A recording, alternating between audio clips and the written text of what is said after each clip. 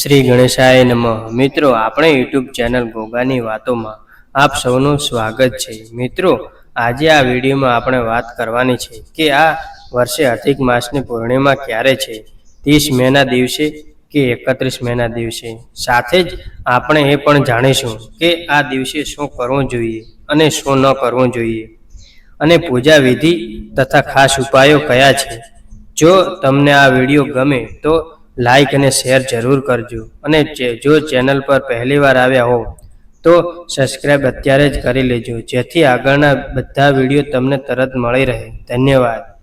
મિત્રો, શાસ્ત્રો પ્રમાણે પૂનમનો દિવસ અને રાત બહુ જ પવિત્ર માનવામાં આવે છે. આ દિવસ ભગવાન લક્ષ્મીનારાયણ અને મહાદેવની પૂજા માટે ઉત્તમ છે. એમાં આ તો અધિક માસની પૂનમ છે, એટલે એનું મહત્વ અને પુણ્ય ડબલ થઈ જાય છે. આ દિવસે પવિત્ર નદીઓમાં નહાવાનો, દાન કરવાનો અને ભગવાનના નામનો જાપ કરવાનો મોટો મહિમા છે. આ દિવસે આપણે જે પણ મંત્ર બોલીએ એનું 1000 ગણું ફળ મળે છે. અધિક માસને આપણે પુરુષોત્તમ માસ પણ કહીએ છીએ, જે ભગવાન વિષ્ણુનું જ નામ છે. એટલે આ પૂનમ પણ આપણને ઘણું બધું પુણ્ય આપનારી છે.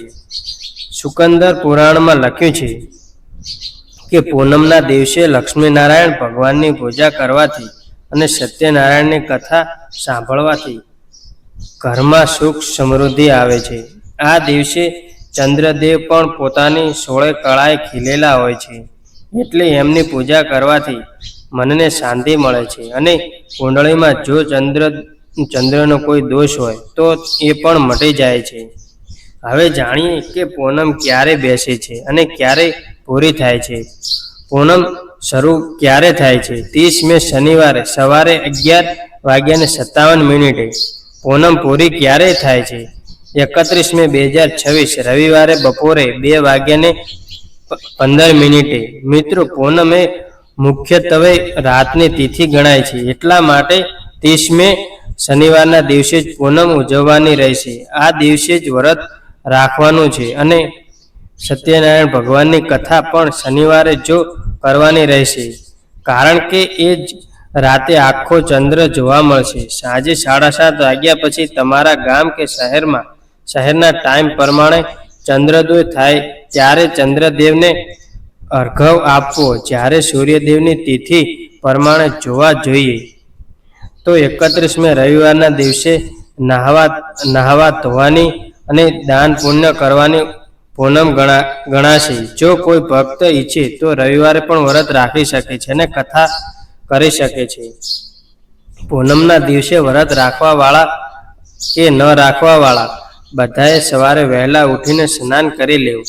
જો પવિત્ર નદીએ નહાવા ન જઈ શકાય તો ઘરમાં જ ગંગાજી, યમુનાજીનું નામ લઈને નહાઈ લેવું. નહાયા પછી સૌથી પહેલા સૂર્યનારાયણ ભગવાનને જળ ચડાવવું. એ પછી આપણા ઘરના મંદિરમાં વિષ્ણુ ભગવાન કે બાલકૃષ્ણ લાલની મૂર્તિ કે ફોટો હોય ત્યાં દીવો ધૂપ કરીને પૂજા કરવી. જો ઘરમાં સત્યનારાયણની કથા કરવી હોય તો બાજોટ ઉપર મંડપ બનાવી કળશ સ્થાપીને ભક્તિભાવથી કથા કરવી અથવા બ્રાહ્મણ પાસે કરાવવી. ભગવાનને સવાયા ભાગનો પ્રસાદ શીરો ધરાવવો. કથા પૂરી થયા પછી વિષ્ણુ સહસ્ત્ર નામનો પાઠ કરવો, જેનાથી ઘરના વાસ્તુ દોષ દૂર થાય છે. આજના દિવસે કરવાના ખાસ ઉપાયો અને દાન કરવું. મિત્રો, વૃક્ષોની પૂજા. આજે પીપળો, તુલસી, વડ, આમળા કે કેળાના ઝાડ પાસે દીવો કરવો બહુ શુભ ગણાય છે. સવારે પીપળા કે વડના ઝાડે જળ ચડાવીને ફરતે પીળો દોરો વીંટી પરિક્રમા કરવાથી ઘરમાં સુખ શાંતિ રહે છે. મિત્રો, ભગવાનનો મંત્ર. રાતે જ્યારે ચંદ્ર ઉગે ત્યારે જળમાં દૂધ મેળવીને ચંદ્રદેવને અર્ઘ્ય આપવો અને ઓમ સોમાય નમઃ મંત્ર બોલવો. ભગવાન શિવ માટે ઓમ નમઃ શિવાય અને હનુમાન ચાલીસાના પાઠ કરવા. મિત્રો, શિવ પૂજા. મહાદેવના શિવલિંગ પર ગંગાજળ, કાચું દૂધ, દહીં, મધ અને સાકર ચડાવીને પૂજા કરવી, જેથી બધા જ કષ્ટો દૂર થઈ જાય છે.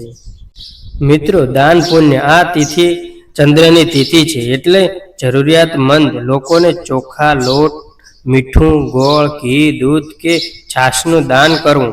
વસ્ત્રદાન અને ચંપલનું દાન પણ બહુ મોટું ગણાય છે. મિત્રો, જીવદયા, ગાય અને કૂતરાને રોટલી આપવી, કીડીઓનું કીડિયા પૂરું અને કાગડાને પણ વાસ ચણ નાખવી.